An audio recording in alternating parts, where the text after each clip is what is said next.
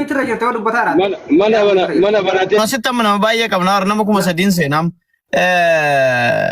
yaanni obsituu naa ta'e jira usme amma ilu naa ta'e anam malal yaada obsituu naa ta'e nama biraa sirritti naa ta'e wallahi yaada haqa qabeessa dubbadhu qaba.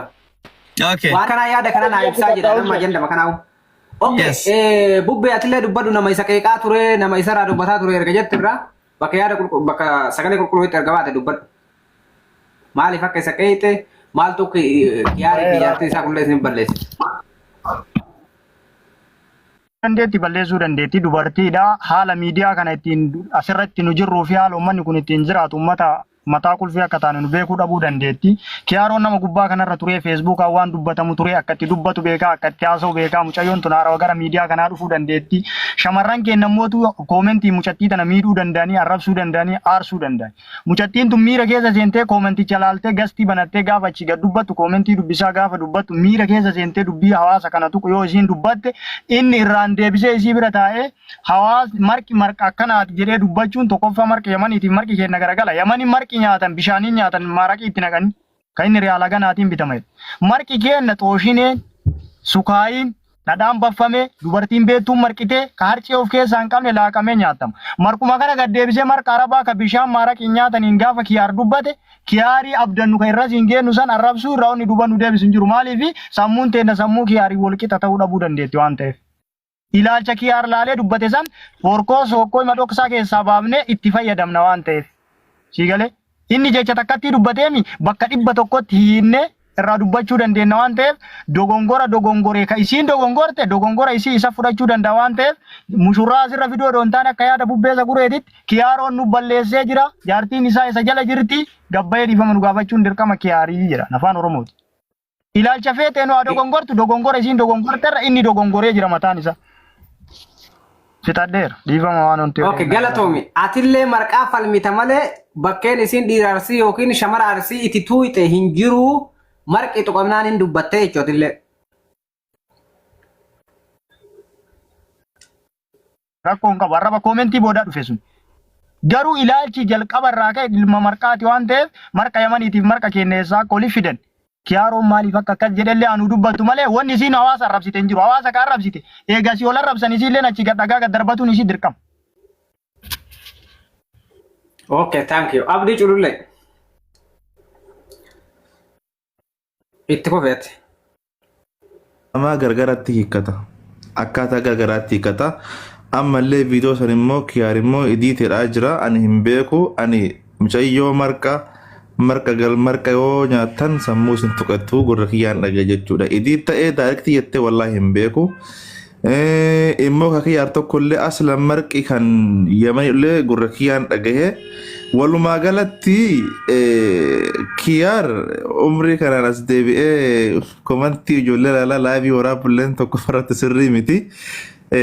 Dhiifama gaafachuun waa wahii qalala gosatumaan laaltaa homaa rakkoo hin qabuuti. Kiyyaar illee rakkoon qabu bifuma barateen dhufee agartee harma warraa isaa wajjin akkana yoo nutti aarta jedhan. Baay'isa kuwee kiyyaar qoosaa ture jechuudha. Uummanni immoo akkasitti hin jiru siigalee. Kanaafuyyuu jari lamaanuu dhufanii akkanaa nuti hin qoosnee akkan ta'e dhiifamaa gaafatan. Ani kanuma jedha. Ayyee namni biraan.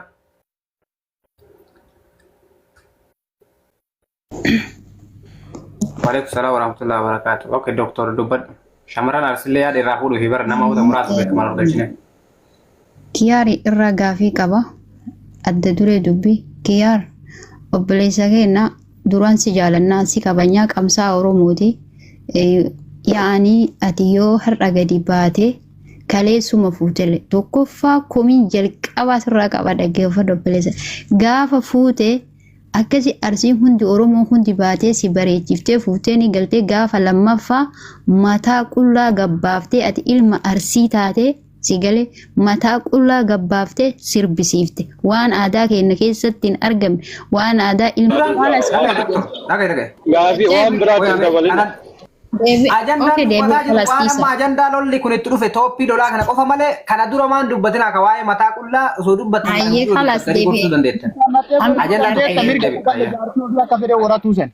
mirga qaba kakkasii keessa minala Kiyar waan garaa keessa marga kenna esa fute yamani galchite bakka carana kenna me sorry difama waan san dubbadheef marga kenna esa fute yamani galchite margi kenna ka yamani tokko kenna dhadhaan dalagama sigale kharaba bulluqa bishani maraqi tinaqani nyaatan sigala me obboleessa ati ilma arsii keessa arsii handhuura ijoollee arsii bahaati ilma makaa hin qabne jechuudha sigala miti kan marqinu kayamaniiti isi wajjin saalfannee jet nu ijoollee arsii aadaan keenya kan ittiin saalfatanii qaanii qaba aadaan keenya marqa keenyatu qaanii qaba bar keessummaa yoo dhufte marqa namaa hin marqanii waan nyaatanuu namatti hin fakkaatu jechuudha ati haganuma mara nu tuffatte moo aadaa keenya tuffatte moo ati micaa ganda biraati moo nu amma micatti hin komannu yaada biraa hin haasofnu dhiifama nu gaafadhu situ nu arrabse jecha micatti sanii yakka hanke godhu dhiifama nu gaafadhu aadaan keenya nu warqee obboleessa keenya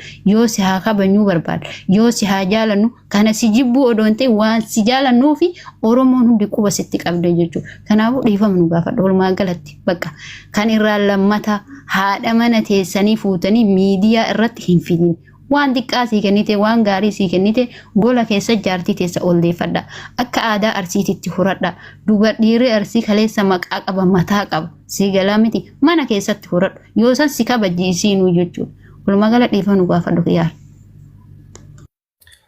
Ayyee kanuma jechuun yaadni keellee taankiyuu shamarran arsillee nama lamarraa yaada fuudhatiin jira amma gara iluutti darbina. Ilu wel lin dubbata wel cara simbira gattare si Ramzan dumara dubbata jedheni. Okay, ilu dubbat yo bezin jira. Na asmani. Social media ni qofa turre amma wala garre. Anille video marga wallahi yalan turre. Qofa do gorri wallol tani yero namni nama fuudu. Yo sinintan yollente narra gora. Umanti wala narabs naman tukina. Tanda style isi ammo gati jiraatu ya rabbi kan nama xiqqaa miti nama gurdaadha gaarille nama miidiyaa fayyadame sirreeffachuun danda'a keessaan sunillee rakkoon jiraate wal gorsuun gaariidha jechuu barbaade sooshaal miidiyaa waa'ee laayii fayyadaan akkasuma dhiisa waa'ee marqaa yoo deebinu shamarran ta'e nama marqa komattanii amma dubbii qajeelchitanii reefu dhiiraarsi arrabsamettanii amma marqattu qabee okee yoo gaafattanillee dhiifama isin gaafatanillee rakkoon qabu. Lolan barbaachisu wala rabsuun barbaachisu jechuu barbaadeetu bakkuma takkaa dhufne marqi intalli jedhanii gaafa halkan qajeelaan jaarsi akaa'ee jedhu ganama subii kaatee marqite akka naannoo kennan jalqaba buddeena fiddu marqa dhadhaan fiddi marqi beekamaa jechuu barbaade Afrikaan fuufu wettiini Afrikaan guutuun ni nyaatan garuma gara deebisanii aadaa keenya jajjabaa jechuu sikkoon wanta qufan nyaataa osoo hin taane Oromoon ni nyaatti garuu baay'inaan kan nyaatamu naannoo keenya kana kennatu. Nyaata biraallee nyaannaa waan inni martuu numa jiraachuu barbaade shamarran kennallee kan uumfatanii gaar kenna amma dubbii gabaasu soorii jedhi ofuma bakka jaartii qabamte ofirraa bitiyoonni biraallee numa jira keessaan dubbanna gabaabsiituma jaluma ammata sooshaal miidiyaa dhiifama jedhiiti keessumaa baay'ee rabbiin nu garaa